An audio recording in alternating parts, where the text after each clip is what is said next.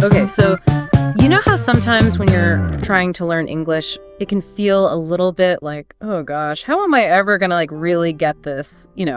Yeah, definitely. But then you think about it and you're like, well, but once I do get it, the possibilities are just endless, right? It is a journey. And that's what we're talking about today. Absolutely. We're going to be talking all about active listening and how it can be such a powerful tool. It is one of the most powerful tools in your tool belt, for sure. And we're calling this a deep dive because we really want to help you understand how you can use active listening to improve your fluency.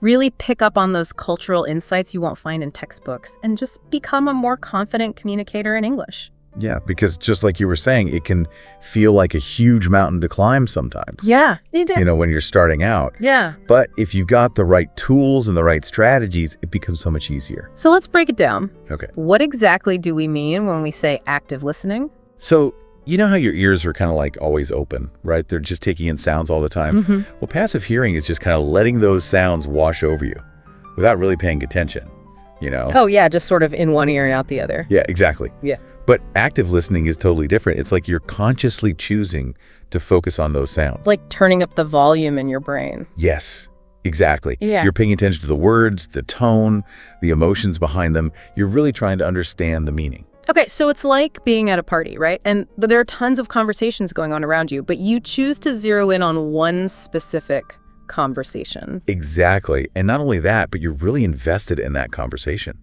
You want to know what they're talking about. You want to understand their perspective.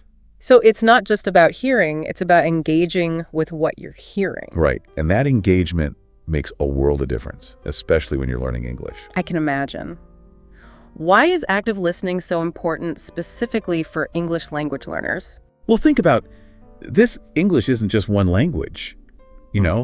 There are so many different accents and dialects out there. Oh, yeah, for sure. Like if you hear someone from Australia speak English, it's going to sound different from someone from the U.S. Totally. And then there are all the regional accents within those countries, too. Right, exactly. Yeah. So active listening helps you become more attuned to those different ways of speaking. So it's like training your ear to be more flexible. Exactly. Yeah. So you can understand English no matter who's speaking it. That makes sense. So improved comprehension, that's one major benefit, right? Definitely. And it's not just about understanding individual words either. It's about understanding the meaning behind those words, even when you don't know every single word. So it's like reading between the lines. Yeah, exactly. And another thing is that active listening helps you build your vocabulary naturally. Okay, how does that work? Well, think about it. When you're actively listening to English, you're constantly being exposed to new words and phrases in context. It's like immersing yourself in the language, right? Exactly. It's so much more effective than just memorizing words from a vocabulary list. So you're not just learning the definition, you're learning how to actually use the word in real-life situations. Right, and that makes it so much more likely that you'll actually remember the word and be able to use it yourself. That makes total sense. Okay, so we've got improved comprehension, we've got vocabulary building. What else? Well, active listening also helps with pronunciation. Oh, interesting. How so? Well, by listening closely to how native speakers pronounce words, you start to pick up on the subtle nuances of their speech, Like the rhythm and the intonation. Exactly. And the more you listen, the more your brain starts to internalize those patterns. So it's like you're training your mouth to move in the same way. Right. And the cool thing is that this happens almost unconsciously. Oh, wow. That's fascinating. It's like your brain is saying, okay, that's how it's supposed to sound. Let me try that. So it's like having a built-in pronunciation coach. Exactly. And as your pronunciation improves, what naturally follows is song. Exactly. When you can understand what people are saying and you can speak clearly yourself, you feel so much more confident in your English skills. Yeah, that fear of making mistakes starts to melt away. Exactly. And that opens up so many possibilities, Yeah. You're more likely to participate in conversations. You're more likely to try new things. And it's not just about the practical aspects of communication either, right? There's a deeper level to it. Absolutely. Language is such a powerful tool for connecting with other people and understanding different cultures. It's like a window into another world. And active listening helps you to really appreciate those cultural nuances. So it's not just about what people are saying, it's about how they're saying it. Right. You start to pick up on the humor, the slang, the little things that make each culture unique. So active listening is really about so much more than just understanding words on a page. It's about connecting with people on a deeper level. Exactly. And it's one of the most rewarding aspects of language learning. Okay, so we've talked about all the amazing benefits of active listening, but I'm sure there are some challenges too, especially for English learners. So for sure, there are definitely some hurdles along the way. Like what? One of the biggest challenges is the speed of native speech. Oh yeah, sometimes it feels like they're speaking a million miles a minute. Right. And they tend to blend words together, which can make it even harder to understand. Okay, so give me an example. So like if someone says, "What are you doing?" in casual conversation, it might sound more like, "What you're doing." Oh, wow. Yeah, that's a big difference. Right. So it takes some practice to train your ear to pick up on those blended sounds. And then there's the whole issue of accents and dialects. Oh yeah, that can be a big one. Like you were saying before, English is spoken all over the world, and each region has its own unique way of pronouncing words. Exactly. And some accents are more difficult to understand than others. So what are some examples of accents that English learners might find tricky? Well, British English can be tough for some learners, especially if they're used to American English. Yeah, even simple words like water can sound totally different. Right. And then there are accents like Scottish or Irish, which can be really challenging at first. And it's not just about the pronunciation either, right? Yeah. Sometimes the grammar and vocabulary can be different too, depending on the region. Exactly. So it's like you're learning multiple languages within one language. Oh man, that's a lot to process. It is, but it's also part of what makes English so interesting. And it's a great reminder that you don't have to understand every single word to get the gist of what someone is saying. Exactly. Context is key. Okay, so we've got speed, we've got accents. What else makes active listening challenging? Well, real-life conversations rarely happen in perfect silence, right? Yeah, there's always some kind of background noise. Exactly. Whether it's traffic or music or other people talking, it can all make it harder to focus on what you're trying to listen to. So it's like trying to have a conversation at a rock concert? Pretty much. And then, of course, there's the issue of limited vocabulary. Oh, yeah. If you don't know a word, it can really throw you off. It's like hitting a brick wall. You're trying to figure out what that word means, and in the meantime, you've missed half the conversation. And I imagine all of this can be pretty mentally exhausting. Absolutely. Active listening is a real workout for your brain, especially when you're a beginner. So it's important to be patient with yourself and not get discouraged if you feel overwhelmed. Exactly. It takes time and practice to develop your active listening skills. Okay, so we've talked about the challenges. Now let's focus on solutions. What are some practical strategies that our listeners can use to improve their active listening skills? Well, one of the best things you can do is to start with content that's appropriate for your level. Okay, so don't try to run before you can walk. Exactly. If you're a beginner, start with something simple, like children's cartoons or podcasts that are specifically designed for English learners. Those are great because they usually speak at a slower pace and use simpler vocabulary. Right. And as you get more comfortable, you can gradually move on to more challenging content. Well, TV shows are a great next step. Sitcoms are particularly good because they use a lot of everyday language. oh yeah, and they're usually pretty funny, which makes it more enjoyable to watch. And once you're feeling really confident, you can start watching movies, documentaries, news broadcasts, things like that. So it's all about finding content that you enjoy and that challenges you just enough. Exactly. And another great tip is to use subtitles. Oh yeah, those can be really helpful, especially at first. Right. You can start with subtitles in your native language and then gradually switch to English subtitles as you improve. And eventually you might even be able to watch without any subtitles at all. That's the goal. Okay, so we've got content, we've got subtitles. What else? Another great strategy is to use the chunking method. Okay, what's that? So basically, you take a short piece of audio, like maybe 3 to 5 minutes long, and you listen to it multiple times with a different focus each time. So it's like breaking it down into smaller pieces. Exactly. On the first listen, you just try to get the general idea of what the audio is about. Then on the second listen, you focus on specific words or phrases that you want to learn. And on the third listen, You pay attention to things like pronunciation, intonation, and grammar. so it's a way of really dissecting the audio and getting the most out of it. Exactly. And it's a great way to train your ear to pick up on those subtle details. And it's also less overwhelming than trying to understand a whole hour-long podcast in one go. Right. It's about quality over quantity. Okay, so chunking is another great strategy. What else can our listeners do? Well, there's a technique called shadowing, which is super effective. Okay, I've heard of that. Tell me more. So basically, you listen to a piece of audio and you try to repeat it out loud at the same time as the speaker. So you're like their shadow. Exactly. You try to mimic their pronunciation, their intonation, their rhythm, everything. So it's like a really active form of listening. Right. You're not just passively taking in the information, you're actively engaging with it. And it helps you to internalize those sounds and patterns. Exactly. And it's also a great way to improve your speaking fluency. So it's like killing two birds with one stone. Exactly. Yeah. And another important strategy is to use context clues. Oh, yeah, we talked about that before. Right. So even if you don't know every single word, you can often figure out the meaning based on the surrounding words or the situation. It's like being a detective. It is. You're looking for clues to help you solve the mystery of the meaning. And the more you practice this, the better you'll get at it. Right. You'll start to develop an intuition for how English works. So it's about training your brain to think in English. Exactly. And another great way to improve your active listening skills is to diversify your sources. Okay, what do you mean by that? Well, don't just stick to one type of content or one accent. So like, don't just watch American TV shows. Right. Try listening to podcasts from different countries, watch movies with different accents, listen to music from all over the world. So you're exposing yourself to a wider range of English. Exactly. And that will help you to become a more well-rounded listener. And a more confident speaker too, I imagine. Absolutely. The more you listen, the more you'll learn. Okay, so we've talked about a lot of great strategies for practicing active listening. But what about actually engaging in conversations? How can our listeners practice their listening skills in real time? That's a great question.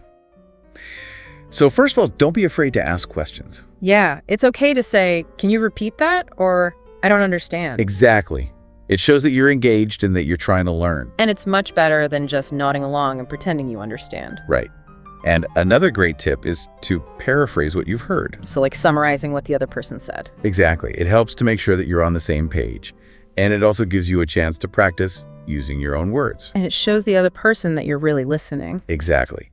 And if you don't have anyone to practice with, you can always talk to yourself. Oh yeah, like narrate your day in English. Exactly. Yeah. It might sound silly, but it's a great way to get comfortable with speaking and listening to yourself in English. So it's all about finding opportunities to use the language as much as possible. Right. And the more you practice, the more natural it will become. Okay. And one last question about active listening. Should our listeners be taking notes while they're listening? Yes, definitely. But be strategic about it. Don't try to write down everything you hear. So just jot down the key points. Exactly. Or any new words or phrases that you want to learn. The main thing is to stay focused on the audio. Right. Yeah. Don't let note-taking become a distraction. Okay, so active listening is all about being present and engaged. Exactly. And it's a skill that you can develop with time and practice. So don't get discouraged if it feels challenging at first. Just keep at it, and you'll see results. Okay, so we've talked about a lot of great strategies. Are there any specific tools or resources that you'd recommend to our listeners? Yeah, there are tons of great resources out there. Like what? Well, for mobile apps, there's LingQ, which is great for listening to audio with transcripts. So you can follow along and look up words as you go? Exactly. And there's Audible, which is great for audiobooks. And you can usually adjust the playback speed, which is helpful. Right? And there's Speechling, which is specifically designed for practicing pronunciation and shadowing. Cool. So those are some great apps. What about websites? Well, the BBC has a great website called BBC Learning English, which has tons of free resources. Oh, yeah, I've heard of that. It's a really good one. And there's ESL Pod, which has a lot of podcasts for English learners. And they often have transcripts too, right? Yes. Yeah. And then there's Lyrics Training, which is a fun way to learn English through music. Oh, that sounds interesting. Yeah, you basically listen to songs and fill in the missing words. So it's like karaoke for language learning. Kind of. Hmm. And it's a great way to practice your listening skills and learn new vocabulary. Cool. So those are some great online resources. And of course, there's always the option of just talking to people. Oh, yeah. That's the best way to practice. Whether it's a language partner, a teacher, or even just a friend who speaks English. Right. Just get out there and use the language as much as possible. And don't be afraid to make mistakes. Mistakes are part of the learning process. Exactly. So embrace them. And learn from them. Okay. So we've talked about a lot of helpful strategies and resources. But even with all of that, it's inevitable that English learners will face some bumps in the road. So what are some common pitfalls to watch out for, and how can our listeners overcome them? Well, one common pitfall is feeling overwhelmed, especially when you're first starting out. Like there's just so much to learn and it feels impossible to keep up. Exactly. But it's important to remember that you don't have to learn everything at once. Just focus on one thing at a time. Right. And don't be afraid to slow down the audio or use subtitles if you need to. Yeah, there's no shame in that. It's all about finding what works for you. And another common pitfall is losing focus. Oh, yeah. It's easy to get distracted, especially if you're listening to something that's not super interesting. So what's the solution? Well, try to find content that you genuinely enjoy. Something that you're actually interested in. Right. And if you do find yourself getting distracted, take a break or switch to a different activity. Yeah, don't force yourself to listen if your brain is fried. And another common pitfall is the fear of making mistakes. Oh, yeah, that can be a big one. But it's important to remember that everyone makes mistakes, especially when they're learning a new language. Yeah, it's part of the process. So don't let it hold you back. Just keep practicing and you'll gradually get better. And don't be afraid to ask for help if you need it. Yeah, there are lots of people who are willing to support you on your language learning journey. Exactly. So don't be shy. Okay, so those are some great tips for overcoming common pitfalls. But how can our listeners know if their active listening skills are actually improving? Well, one of the best indicators is if you find yourself understanding more English without having to translate it in your head. So it's like you're starting to think in English. Exactly. And you might also notice that you're able to follow conversations more easily, or that you can watch movies with fewer subtitles. So it's a gradual process, but we'll definitely start to see progress if you keep practicing. And another great way to measure your progress is to revisit old content. Like a podcast or a TV show that you listened to a few months ago. Right.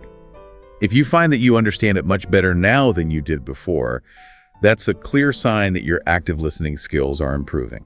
Awesome. So active listening really is a key ingredient for success in English language learning. Absolutely. It's a skill that will benefit you in all aspects of your life. So to wrap things up, what's our main takeaway for our listeners today?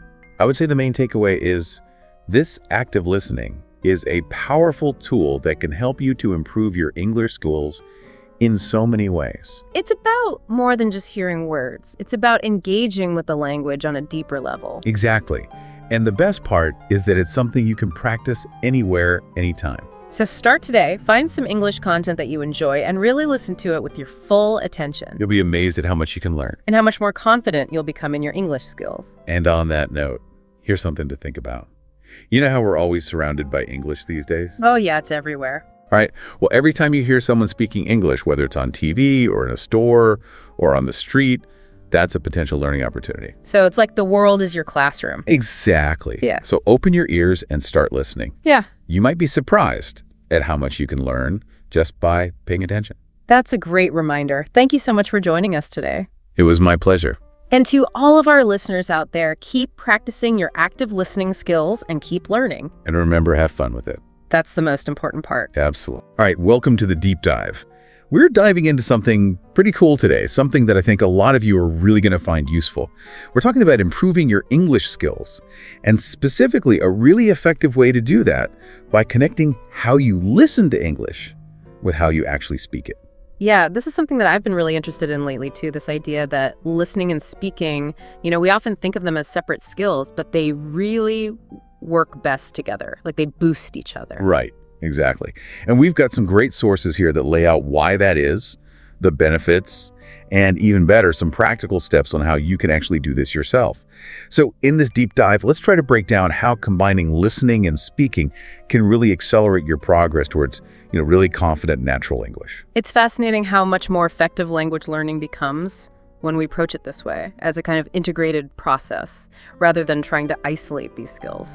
So the main concept here, the big idea, is that listening and speaking are kind of intertwined, right? They're not just both involving language. It's more like they're constantly feeding back into each other in your brain. Yeah, that's a great way to put it. It's like a feedback loop. If you think about it, just passively listening to English, you're exposed to the sounds, but you're not actually engaging your own ability to produce those sounds. And then on the other hand, if you try to speak without a good foundation in listening, you might struggle with pronunciation or have a limited vocabulary. Right, exactly. It's like each skill supports the other. Yeah. And when you combine them, you get this kind of synergistic effect, right? Absolutely. The sources we've looked at highlight some really compelling advantages to this approach, and they really resonate with what we know about how the brain learns. Okay, so let's dig into those benefits. One that really jumps out is better pronunciation and accent. I mean, this one kind of makes intuitive sense, right? If you hear how native speakers are saying something and you actively try to imitate that, over time, it's got to help you refine your own pronunciation. Yeah, it's more than just hearing it passively. It's the active effort to replicate those sounds that's key. By engaging the muscles you use for speech, you're fine-tuning your ability to perceive and produce those sounds accurately. And then there's vocabulary retention. This one really hit home for me. The idea is that, you hear a new word used naturally in a conversation or something you're listening to, and then you try to use it yourself right away. It's like you're immediately putting that word to work, which helps it stick in your memory much better than just passively hearing it. Yeah, that's right. Memory research really backs this up. Active recall, like when you use a word you've just learned, strengthens the memory trace for that word much more than passive recognition.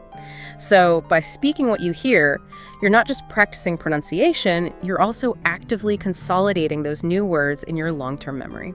And it's not just about vocabulary, right? It seems like listening comprehension itself gets a boost from actively speaking. It's like by making those English sounds yourself, your brain becomes more attuned to recognizing them when you hear them. Yeah, there's this fascinating connection between our articulatory system, the muscles we use to speak, and our auditory system, which processes sound.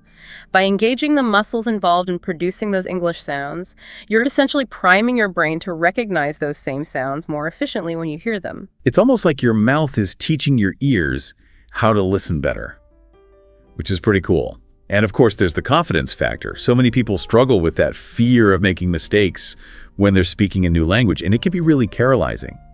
But it seems like by practicing speaking right after you've listened to something, you're kind of easing yourself into it, getting more comfortable with those sounds before you have to use them in a high-pressure situation. Exactly. It's like creating a safe space for practice where you can experiment and make mistakes without the fear of judgment. This gradual process of becoming more comfortable with the sounds of English can make those real-life conversations feel a lot less intimidating. And ultimately, all of these benefits kind of point towards being more prepared for real-life English, right? Yeah. Because let's face it, most of the time, it's not just pure listening or pure speaking. It's this dynamic back and forth. Yeah, it's this constant interplay between listening and speaking. So a method that actively trains you for that kind of interaction, it just makes sense. It aligns with how we actually use language in the real world. All right, so now I'm sure you're thinking, okay, this all sounds great, but how do I actually start doing this? Luckily, the sources we've been looking at provide a really clear 5-step guide. And the best part is, it's very accessible. You don't need any fancy equipment or software. That's one of the things I really appreciate about this approach. It puts the power of language learning back in your hands, using resources that most people already have access to. Okay, so step 1 is all about choosing the right listening material. And this is important, right? Because what's appropriate for a beginner is going to be very different from what's challenging and engaging for someone who's more advanced. The key is to match the audio to your level. So for beginners, this could be things like children's shows or cartoons. They use simpler language and they speak slower. Or you could look for podcasts that are specifically designed for English learners. There are tons of those out there. And I think it's important to emphasize here that you don't have to force yourself to listen to things that bore you to death, right? You can find content that's actually interesting to you. Right, absolutely. The more you enjoy the material, the more you're going to stick with it. So if you're into, I don't know, history, find a podcast about history. If you're into cooking, find a cooking show. And then as you progress, you can move on to more challenging stuff like TV series, maybe start with subtitles in English if you need them, documentaries, TED Talks. There are so many options out there. And if you're at a more advanced level, maybe you try listening to audiobooks or even unscripted interviews where the language is more natural and spontaneous. Okay, so you've got your listening material. Step 2 is where we introduce this technique called shadowing. Have you ever tried shadowing before? Oh yeah, shadowing is fantastic. It's a really powerful way to train both your ear and your pronunciation at the same time. So how do you actually do it? Basically, you listen to a short segment of audio, maybe just a sentence or two, and then you immediately try to repeat it exactly as you heard it, copying the speaker's pronunciation, their intonation, even their rhythm. It's like you're trying to become their vocal shadow. And what's great about shadowing is that it forces you to pay attention to the nuances of spoken English, the way native speakers stress certain syllables, the way their voice rises and falls. Those are the things that really make your English sound more natural. Okay, so step 3 is where you take it a little bit further. Now you're going to try to speak what you hear, but without the script. So you listen to a short segment, maybe 10 or 20 seconds, do some shadowing to get it in your ear, and then you try to repeat it from memory. And the key here is not to worry too much about being perfect. It's more about getting your mouth moving, getting comfortable with producing those sounds. Right. This is where you start to transition from just passively hearing the language to actively producing it yourself. And it's okay if you make mistakes, just rewind and try again. It's all part of the process. And as you get more comfortable, you can gradually increase the length of the segments you're repeating. All right, step 4 involves a tool that you probably already have in your pocket, your phone. This is where you start recording yourself speaking English. It can feel a little weird at first, but it's so helpful for self-assessment. So record yourself repeating a segment you've been working on, and then listen back to it. Compare your pronunciation to the original audio. How's your pace? Are you stressing the right words? It's like holding up a mirror to your spoken English. That self-assessment piece is so important because we don't always hear ourselves accurately when we're speaking. By recording yourself, you can listen more objectively and identify areas where you can improve. And then the final step, step 5, is all about building up to actual conversations. So once you've gotten some good practice with shadowing and repeating, the goal is to start using what you've learned in more interactive situations. Now, this doesn't have to mean jumping into a conversation with a native speaker right away. You can start by talking to yourself in English. Just narrate your day, describe what you're doing, have imaginary conversations in your head. It might sound silly, but it really helps. And as you get more comfortable, you can start looking for opportunities to practice with others. There are lots of language exchange apps out there, like Tandem or HelloTalk, where you can connect with people who are learning English and want to practice. Right, and even just chatting with an AI chatbot in English can be good practice. The key is to start using the language in a more spontaneous way, to move beyond just rote repetition. Exactly. It's about taking those skills you've been honing and applying them in a more dynamic and interactive setting. That's how you really start to internalize the language and make it your own. Okay, so those are the 5 steps. But to make this even more practical for you, we've also come across some really fun and engaging activities that you can use to put this combined listening and speaking approach into practice. These activities are a great way to add some variety to your practice and keep things interesting. And the best part is, you can tailor them to your own interests and preferences. All right, so the first one is called Movie Magic. And this one is pretty simple. Pick a short scene from an English language movie or TV show that you like. And I would say start with something you've already seen before so you know the general plot, and then watch it a few times. First, maybe with subtitles in your own language, just to remind yourself what's happening, then watch it with English subtitles. And then finally, try watching it without any subtitles, and pause after each line to repeat what the actors are saying, trying to match their pronunciation and intonation. And if you're feeling really adventurous, you could even try acting out the scene yourself. That adds a whole new dimension to the practice. Yeah, it's a fun way to get more immersed in the language and to practice using it in a more expressive way. Okay, activity number 2 is called Podcast Parrot. So for this one, you choose a short segment from an English language podcast. If you're a beginner or intermediate learner, something like the BBC's 6-Minute English is a great option. They have short, clear episodes on a wide range of topics. So you listen to a minute or two of the podcast, and then you try shadowing the speaker, repeating each sentence as accurately as you can. And then once you've shadowed it a few times, try to summarize what you heard in your own words without looking at the transcript. This is a fantastic way to work on both your listening and speaking skills, and it also helps you practice comprehending and summarizing information, which are really important skills for real-life communication. All right, next up we have Song Sync. Now this one is especially fun for anyone who loves music. Pick an English song that you like, something that you enjoy listening to, and that has relatively clear lyrics. Maybe avoid super fast rap songs or anything too complex at first. So listen to the song a few times to get familiar with it. Then look up the lyrics and try singing along, really focusing on matching the singer's pronunciation, their rhythm, their timing. You can even record yourself singing and then listen back to see how you sound. This is a great way to make pronunciation practice less tedious and more enjoyable. Music has this amazing ability to help us remember things, so by singing along to English songs, you're not just practicing your pronunciation, you're also absorbing new words and phrases in a fun and memorable way. Okay, activity number 4 is called Dictation Duo. Now this one's a little more challenging, but it's really effective for fine-tuning your listening skills. So find a short audio clip in English, maybe a news report or a clip from a podcast, something that's a couple of minutes long, and then listen to it carefully and try to write down everything you hear, word for word.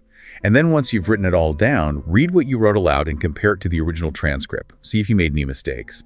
And then read the corrected version out loud a few times to really reinforce those words and phrases. This activity is great for improving your ability to distinguish individual sounds and words in English, and the act of writing helps to solidify those words and phrases in your memory. All right, and for those of you who enjoy a bit of role-playing, we have role-play replay. So for this one, you need a video with a dialogue between two or more people. This could be a scene from a movie, a TV show, or even a YouTube video. Choose one of the characters and try to repeat their lines exactly as they say them. Match their intonation, their rhythm, everything. And then, once you've practiced their lines, try to imagine how the other character would respond and improvise your own lines. This is a really fun way to get more comfortable with using English in a conversational setting. And by improvising, you're challenging yourself to think creatively in English and to come up with your own responses on the spot. And then finally, we have a super simple activity that you can do anywhere, anytime. It's called Talk to Yourself. And basically all you do is, after you've listened to any English audio, just take a few minutes to talk to yourself out loud about what you heard. Summarize it, explain it, give your opinion on it. Anything goes. This might seem a little strange at first, but it's incredibly effective for developing fluency. By talking to yourself in English, you're getting comfortable with forming sentences spontaneously without the pressure of having to speak to someone else. Right, and you can do this literally anywhere, in the shower, while you're cooking dinner, on your commute to work. Just find little pockets of time to practice speaking out loud. So we've covered a lot of ground here, and I think it's important to acknowledge that learning a new language is not always easy. There are going to be challenges along the way. Right, and it's normal to feel discouraged sometimes. Yeah. But the good news is that most of the challenges that English learners face are totally surmountable. And we've looked at some of the most common ones and some strategies for overcoming them. So one very common challenge, especially for beginners, is that feeling of, I can't understand everything I hear. And you know what? That's okay. Nobody understands every single word all the time, even native speakers. Right, and especially if you're listening to more advanced material, it's natural to feel a little lost sometimes. The key is to not get discouraged and to focus on gradual improvement. So start with materials that are at your level. Don't be afraid to use subtitles at first, and focus on understanding the main ideas and the key words rather than getting hung up on every little detail. And remember, the more you listen, the better you'll get at understanding. It's like a muscle that gets stronger with exercise. And another common challenge is pronunciation. A lot of learners feel like, my pronunciation feels off. And again, this is totally normal. It takes time and practice to train your mouth to make those English sounds correctly. Right, and the key here is to be patient with yourself and to keep practicing. Break down words into syllables, use online pronunciation dictionaries to hear how native speakers pronounce those words, and keep shadowing. That will make a big difference over time. Now, another big hurdle for a lot of people is shyness or fear of speaking. I'm too shy to speak. That's a common feeling. But the advice here is to start small and gradually build up your confidence. Exactly. Start by talking to yourself in English. Maybe try narrating your day or describing things around you. And as you get more comfortable with that, you can start looking for opportunities to practice with others. And there are lots of great online resources for finding language exchange partners. Apps like Tandem or HelloTalk connect you with people from all over the world who are learning English and want to practice. And there are also online communities and forums where you can find people to chat with. And if you're not quite ready for that, remember, even just practicing with an AI chatbot can be helpful. It's all about getting those reps in, getting more comfortable with speaking English out loud. Okay, another common challenge is forgetting things you've learned. I forget what I learned. That's so frustrating, right? But there are ways to combat this. The key is repetition and active recall. Exactly. Don't just passively listen to things once and expect it to stick in your brain forever. You need to actively engage with the material. Go back and revisit things you've already listened to. Try to use the new words and phrases you've learned in your own sentences. And there's some great apps out there that use spaced repetition to help you remember things. Spaced repetition is basically a system that reminds you to review material at specific intervals based on how well you remember it. Apps like Anki are really good for this. And then, of course, there's the challenge of time. I don't have time. That's probably the most common excuse people give for not learning something new. But the truth is, you don't need hours and hours every day. Even just 10 or 15 minutes of focused practice can make a difference. Right. It's about finding those little pockets of time in your day and being consistent. You can listen to a podcast while you're commuting to work. You can shadow a short video while you're cooking dinner. You can practice speaking English to yourself while you're getting ready in the morning. It all adds up. And one last thought on overcoming challenges. Celebrate your progress. No matter how small it might seem, acknowledge the effort you're putting in and the progress you're making. That positive reinforcement will help you stay motivated and keep going. Now, I know we've thrown a lot of information at you today, but the good news is that there are a ton of amazing resources out there that can help you with this combined listening and speaking approach. These are like your allies in this language learning journey. Yeah, there are some really great tools and platforms that can make this whole process easier and more fun.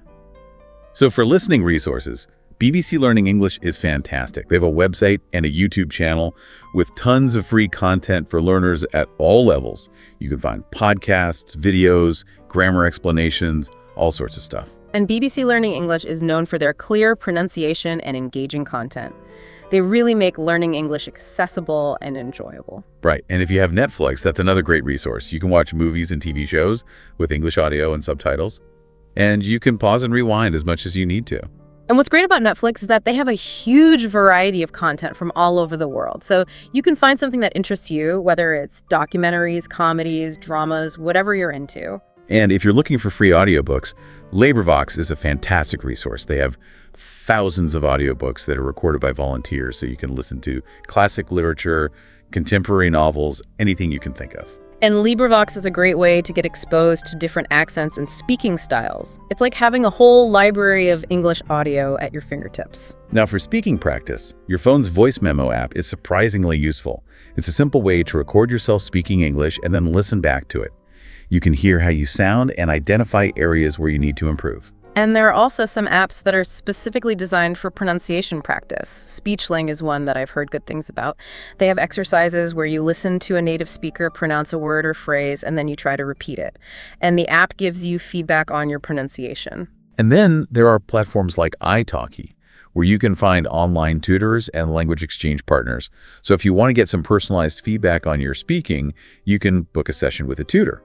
Or if you just want to practice chatting with someone in English, you can find a language exchange partner. And italki is a great way to connect with people from all over the world who are learning English. It's a really supportive community. And then there are resources that specifically combine listening and speaking practice. Duolingo podcasts are great for this. They have engaging stories with clear narration, and they often build in repetition to help you remember new words and phrases. And Duolingo podcasts are available on a lot of different podcast platforms, so you can easily incorporate them into your listening routine.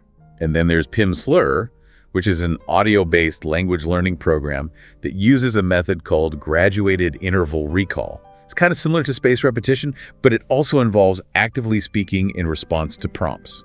And Pimsleur is known for being very effective, but it is a paid program. Right. And then finally, there are YouTube channels like English Addict with Mr. Steve and Daily English Conversation. These channels have tons of videos with listening and speaking exercises and dialogues for learners at all levels. And YouTube is a great resource for finding free content. You can subscribe to these channels and get new videos delivered to you every week. All right, so now we've talked about the benefits of combining listening and speaking, the steps you can take to do it, some fun activities to try, and tons of helpful resources. But I think it's important to talk about motivation as well, because staying motivated is key to achieving any long-term goal. Absolutely. Learning a new language takes time and effort, and it's easy to get discouraged sometimes. So it's really important to find ways to stay motivated and keep that momentum going. So what are some things that you can do to stay motivated? Well, first of all, set small, achievable goals for yourself. Don't try to do too much too soon. Start with something manageable, like listening to one podcast episode a week or shadowing for 10 minutes every day. And then as you get more comfortable, you can gradually increase the amount you're doing.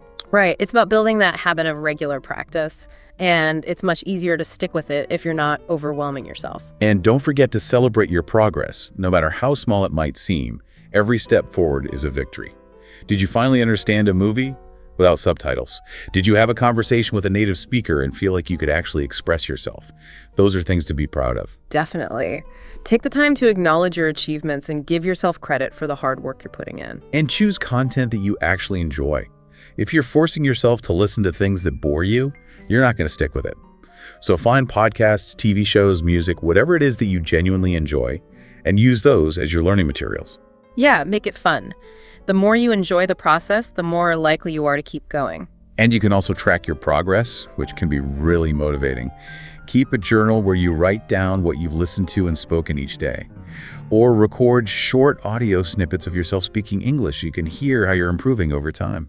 And seeing that progress can be really encouraging, especially on those days when you're feeling a little discouraged. And finally, connect with other English learners. Find a language exchange partner, join an online community, or just chat with a friend who's also learning English. Sharing your experiences and challenges with others can help you stay motivated and accountable. It's great to have that support system, to know that you're not alone in this journey. Now, to really illustrate how effective this combined listening and speaking approach can be, we've come across some inspiring real-life success stories.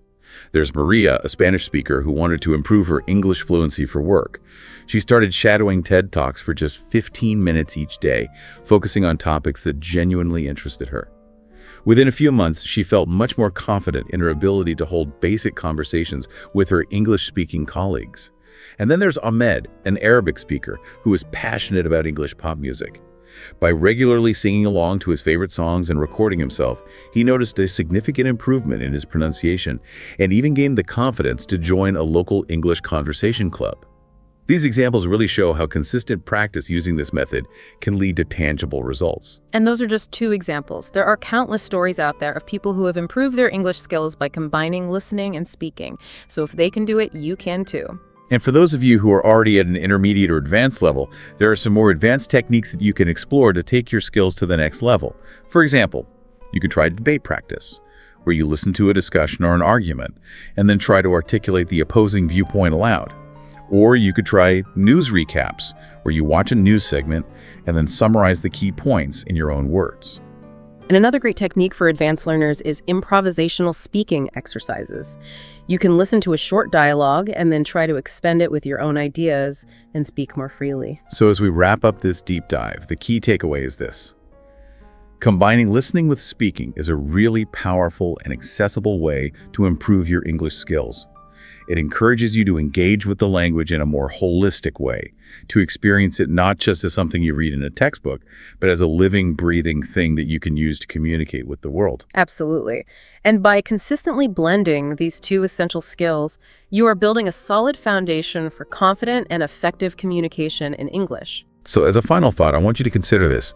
What aspect of English proficiency are you most excited about improving? Is it understanding movies without subtitles? Is it speaking more fluently in conversations?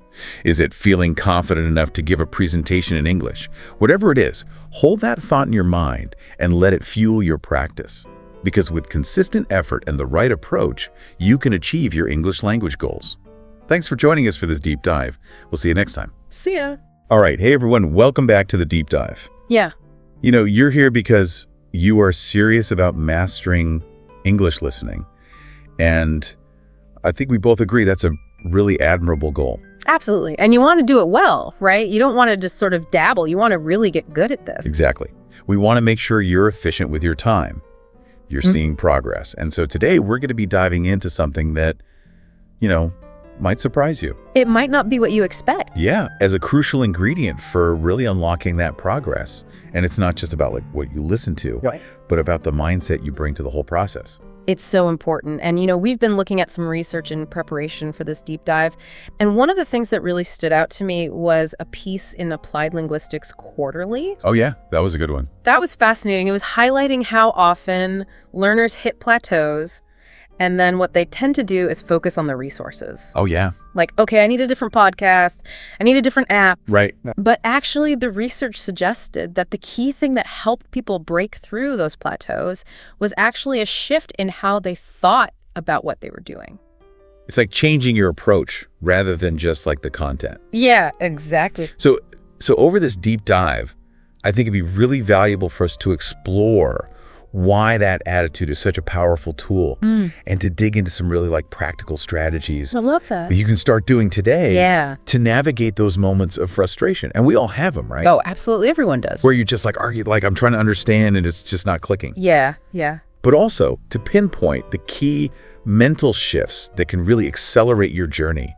Think of this as building that mental navigation system for the world of spoken English so you don't keep running to those same dead ends. It's like having a map instead of just kind of wandering around hoping for the best. Yeah, and the mission here is to really equip you with that robust mental framework. And this comes out so strongly in language learning. Today, the research in there was saying that a positive and strategic mindset just amplifies the impact of everything else you're doing. Yeah, all that practice is so much more effective when you've got the right mindset. Exactly. So, okay, let's jump into our first kind of key area, which is embracing the learning process. Okay, love it. Yeah, it's totally natural.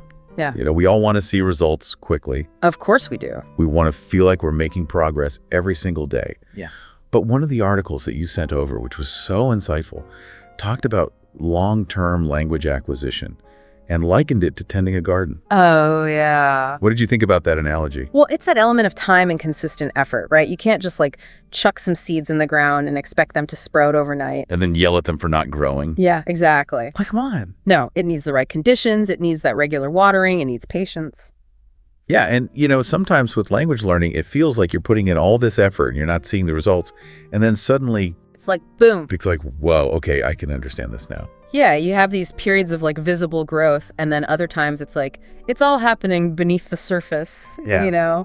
And you have to trust that it's happening. Yeah, you got to trust the process. And I think that's where, in your notes on learner anxieties, you were talking about mistakes and how those can feel like major setbacks. Oh, huge. Yeah. And so I think we need to reframe that a little bit, because actually all the language acquisition theories we've been looking at say those moments of misunderstanding are vital signs. Absolutely. It's not actually a bad thing. It's a good thing. It's good. It's think of mistakes as your brain highlighting what it needs more practice with. It's like the little red squiggly line you get under a misspelt word. It's like a spell checker for your understanding. I love that. When you mishear something or you misunderstand a phrase, that's like a big arrow pointing you to okay, this is what I need to work on. Exactly. And so if we can stop thinking of those as oh no, I've done something wrong, and think of them as, oh, this is really helpful information. Yeah, that's powerful. And then to keep that motivation strong, to keep yourself going, it's so important to acknowledge those small wins. Yes. Maybe you finally understood a phrase you've heard a million times before, or you picked up a new word just from the context and you didn't even have to look it up. Yeah, those little victories, those are so important. Give yourself credit for those moments. And you know what? The research on learning psychology shows that those small victories, they release dopamine in the brain, which reinforces those positive learning behaviors. So it actually, it's good for your brain. It's good for your brain. To give yourself credit. To celebrate those wins. Exactly. It's hey, I'm doing this. It also provides evidence that you are moving forward, even if it doesn't feel like it all the time. Yeah, it can feel really incremental, can't it? Yeah, it can feel very slow sometimes. But you're getting there. Yeah. So to help with that, we've got a really practical tip for you. Okay. And this was inspired by a blog that you sent me of a really successful language learner. Oh, yeah, that was really interesting. And it was all about keeping a listening journal. That's so simple, but so effective. And they were saying how reviewing that journal can really shift your perspective. I think a lot of people, when they think about keeping a journal, they think, oh, it's just going to be lists of vocabulary, but it's so much more than that. Yeah, it's more about how you felt when you were listening, what you understood, what you didn't understand. It's the whole experience. Exactly. And then when you go back and look at it, imagine looking back at entries from 6 months ago. Oh, yeah. You'll probably be so surprised by how far you've come. It really shows you how much you've absorbed without even realizing it sometimes. And it's visual, right? So you're actually seeing it black and white. And that visual confirmation can be so motivating, especially when you're in those phases where you feel like you've plateaued or you're not making progress. Exactly, because sometimes you need that reminder. You need to see it. Yeah, so keep a listening journal. All right, let's move on to our next concept, which I think came up in several of the articles you shared, which is developing a growth mindset. Okay. Now, you might have heard this term before. Yeah. It's a bit of a buzzword, isn't it? It is a bit of a buzzword, but it has really powerful implications when you're learning a language. Absolutely. So can you just give us a really quick definition? Sure. So basically, a growth mindset is the belief that your abilities and intelligence aren't fixed. You're not just born with a certain amount of intelligence and that's it. You actually grow it. You can develop it through effort and perseverance, and this is really beautifully illustrated in the work of Carol Dweck. Right. And the opposite of that is a fixed mindset, which is where you believe your talents are kind of innate and you can't really change them. I'm just not a language person. Yeah, I hear that all the time, and Yeah. it's so limiting. So when it comes to English listening, How do you think this growth mindset can actually help? Well, those challenging audio clips, right? The conversations that feel too fast or too complex, they suddenly stop being these insurmountable barriers. Because you're not thinking, oh, I'm just not good at this. Yeah. You're thinking, okay, This is a challenge. I can work on this. I can rise to this challenge. I can rise to it. Exactly. And it turns into an opportunity rather than a threat. Yeah, and the more effort you put in, the more you actively listen. Mm. You know, you put on those English podcasts in the background, you have those conversations. The more you immerse yourself, Yeah, the more your comprehension is going to improve naturally. it's a direct result of your dedication. It's like a muscle, right? Absolutely. The more you work it, the stronger it gets. Exactly. And the more you believe in your ability to do that, the more likely you are to actually put in the effort. So it's almost like a self-fulfilling prophecy. Kind of, yeah. You start believing you can do it, and then you actually start doing it. I love that. So to help with that, we've got another one of our actionable tips for you. I'm ready. And this one is all about developing a personal mantra. Oh, I love mantras. Me too. It's like a little piece of encouragement that you tell yourself when you're finding things tough. Yes. So one of the articles you shared suggested this one. Whenever you feel that frustration creeping in, just remind yourself, I may not understand this yet, but with more listening, I will. It's such a good one because it shifts your focus from that feeling of inadequacy, right? Like, oh, I'm not good enough right now, to a belief in future improvement. Right. It's not that you'll never get there. It's just that you're not there yet. Exactly. And cognitive behavioral studies show that this kind of self-talk can actually change your brain. It's powerful stuff. It really is. Okay, so let's move on to something else that came up a lot in your notes, which is feeling overwhelmed by not understanding every single word. Yes, this is huge. And I think this is something that probably a lot of learners struggle with. Yeah, because you feel like you have to understand everything perfectly in order to be fluent. And when you're listening to natural English spoken at native speed, that's just not realistic. No native speaker even understands every single word all the time. Exactly. It depends on the context, the accent, all sorts of things. So we need to learn to be okay with not understanding everything. Yes, tolerance for ambiguity. That's the key phrase. Yes, I love that. And so instead of getting stuck on the words you don't recognize, we need to shift our focus to the overall meaning.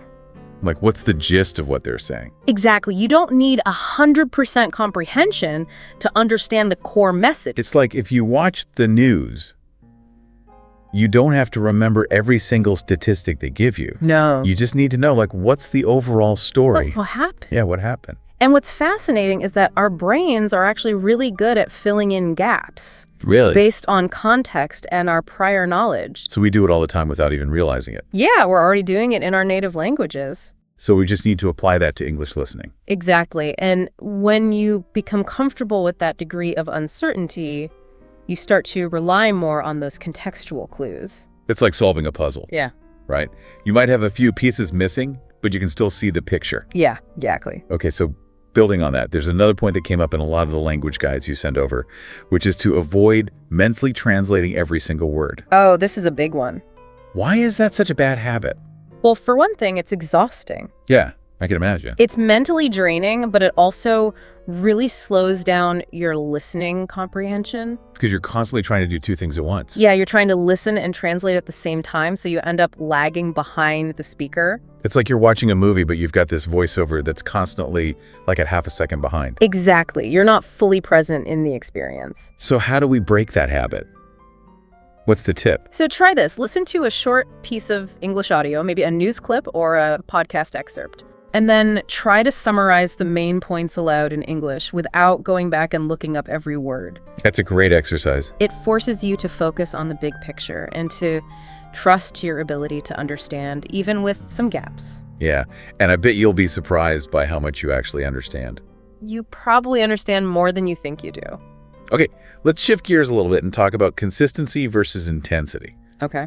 I think there's a common misconception that you need these big, long listening sessions to really improve. Yeah, like once a week I'm going to do 3 hours of English listening. And then do nothing for the rest of the week. Yeah, and that's going to be enough. And all the research actually points to the opposite. Absolutely. It's Yeah. much better to have regular, even brief exposure. So like 10, 15 minutes every day Yeah. is more effective than the 3-hour session once a week. And it's all about building that habit, right? Making Yeah. it part of your routine. Yeah, so it's not this big overwhelming thing that you have to like schedule into your week. It's just like brushing your teeth.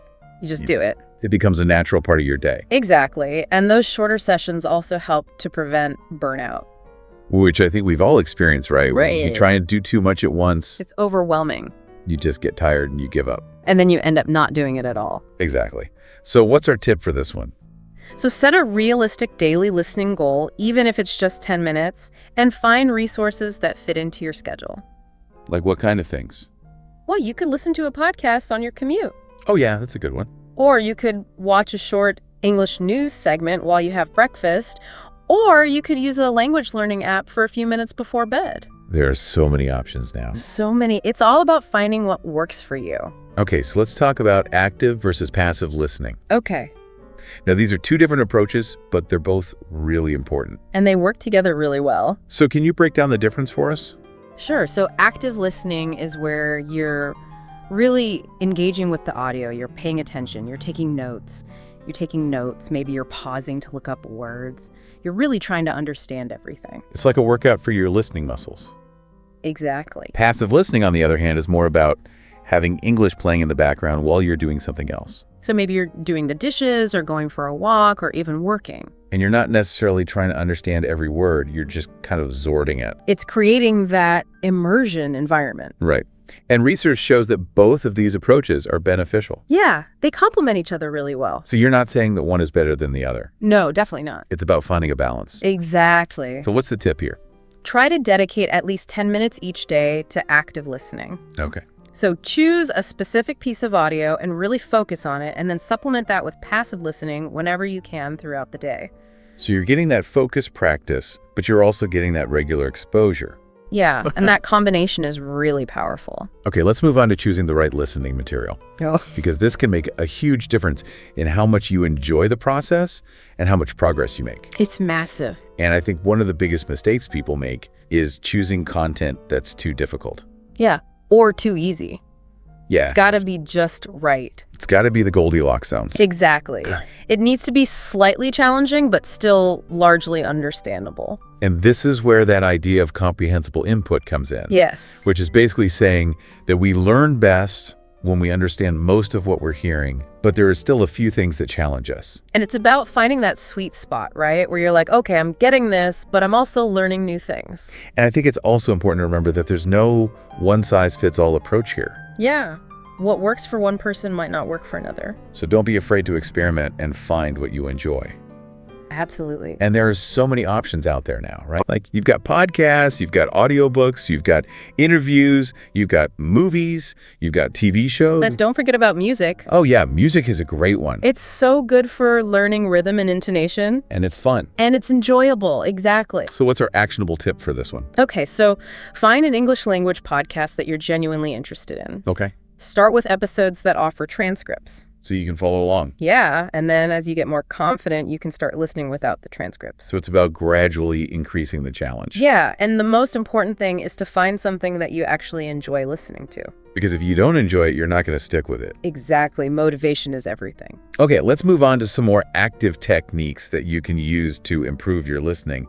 And this is where imitation and shadowing come in. Okay. Now, these are two techniques that have been shown to be really effective in improving both your listening and your speaking skills. Yeah, they're amazing. So can you explain how they work? Sure. So imitation is basically just trying to copy the way a native speaker speaks. So like their pronunciation, their intonation, their rhythm. Everything. And shadowing is taking that one step further. Yeah. So with shadowing, you're listening to a piece of audio and you're trying to repeat what the speaker is saying almost simultaneously. Like your voice is shadowing theirs. Exactly. And what's so great about these techniques is that they really make you pay attention to your details. Yeah, you start to notice things that you wouldn't normally notice. Like how words are stressed. The intonation, the rhythm. All the things that native speakers do naturally, but that we often don't even think about. And when you start to pay attention to those things, your comprehension improves. Because you're actually hearing the language in a different way. Yeah, you're not just hearing the words, you're hearing the music of the language. And that's so important for understanding meaning. It really is. So what's our tip for this one? Choose a short video or audio clip of a native speaker. Okay. Ideally one where you can see their mouth movements. So you can see how they're forming the sounds. Exactly. And then try to imitate their pronunciation and rhythm as closely as you can. And if you want to try shadowing, just repeat what they're saying a split second after they say it. It can feel a bit strange at first, but it's really effective. Okay, so let's talk about something that I think is really important for all English learners, which is staying motivated and enjoying the process. Yes, this is crucial. Because if you're not enjoying it, you're not going to stick with it. Exactly. So what are your tips for making sure that English listening doesn't feel like a chore? Well, first of all, choose content that you're genuinely interested in. Right, don't feel like you have to listen to boring stuff just because you think it's good for you. Exactly. If you're passionate about cooking, find a podcast about cooking. Yes, or if you love movies, watch movies with English subtitles. And set realistic goals for yourself. Don't try to do too much too soon. Yeah, like don't expect to understand everything perfectly after a week. Just focus on making small improvements each day. And celebrate those improvements.